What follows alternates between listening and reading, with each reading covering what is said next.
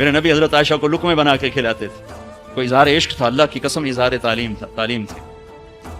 سکھایا کہ زندگی گزارنی کیسے. ان کو آٹا گوندھ کے دیتے تھے، چونکہ ابھی شروع میں ان کو آٹا گوندنا نہیں آتا تھا تو آٹا گوندھ کے دیتے تھے. اور عرب بڑی بڑی بوٹیاں پکاتے تھے تو حضرت عائشہ بوٹی اٹھا کے ایسے نوچتی اور پھر رکھ دیتی.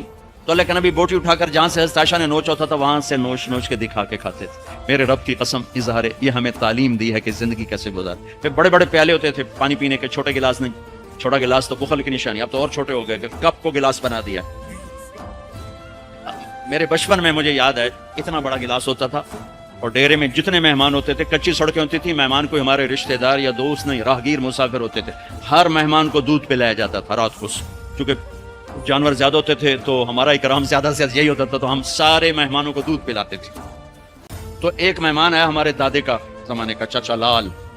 اب گلاس چھوٹے ہو چکے ہیں تو وہ جب نوکر نے دودھ پیش کرنے کے لیے نا آگے بڑھا تو اس نے گلاس دے کر کہنے لگا پتر میں نہیں پیندا. سمجھ رہے ہو پنجابی سمجھ رہے ہو نا؟ پتر میں نہیں پیندا. اسے کہا چاچا کیوں نہیں پینا ہے؟ کہ دو تو ود پیواں تے بے غیرت بنا تے دو نال میرا گزارا کو نہیں لے جا. تو پخل کا زمانہ آ گیا، چھوٹی چھوٹی گلاسیں آ گئی. تو بڑے بڑے گلاس ہوتے تھے تو ہم عائشہ رضی اللہ عنہا پانی پی رہے ہیں، رکھ دیا. میرے نبی اٹھا کر جہاں حضرت عائشہ کے ہونٹ لگے ہوتے تھے وہاں ہونٹ رکھ کے پانی پیتے تھے. صرف تعلیم. جس ہستی نے اللہ کو آنکھوں سے دیکھ لیا ہو اس کو کسی چیز کی رغبت ہو سکتی ہے؟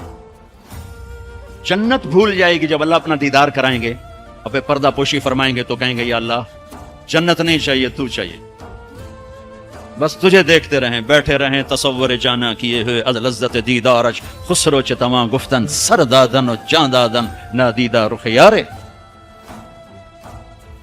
امیر خسرو کہہ رہے ہیں کہ یا اللہ بن دیکھے تیرے لیے لوگ سولیوں پہ چڑھ گئے، اوروں سے چر گئے، چھروں سے کٹ گئے. بن دیکھے تیرے عشق میں جب تجھے دیکھیں گے تو کیا حال ہوگا.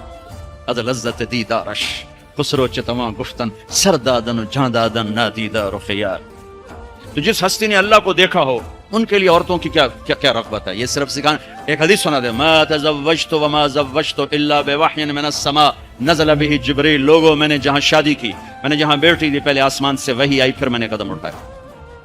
اللہ کی قسم ہمیں سکھانے کے لیے. ہاں سفر سے واپسی ہو رہی ہے، ٹھیک ہے. آپ نے صحابہ سے کہا چلو بھائی تیز ہو جاؤ، وہ سارے تیز ہو گئے، یہاں تک کہ نظروں سے غائب ہو گئے. ٹھیک. تو اب کون رہ گئے؟ ام عائشہ اور میرے نبی. تو ام عائشہ نے ہی میرے نبی نے کہا عائشہ دوڑ لگائیں، دوڑ لگائیں، لگائیں. اللہ اکبر. مفتی نعیم کا اتنا بڑا پیٹ یہ دوڑ لگائے گا بیگم کے ساتھ، اور مولانا منظور مینگل کا اس سے بھی بڑا ہو گیا، یہ لگائیں گے.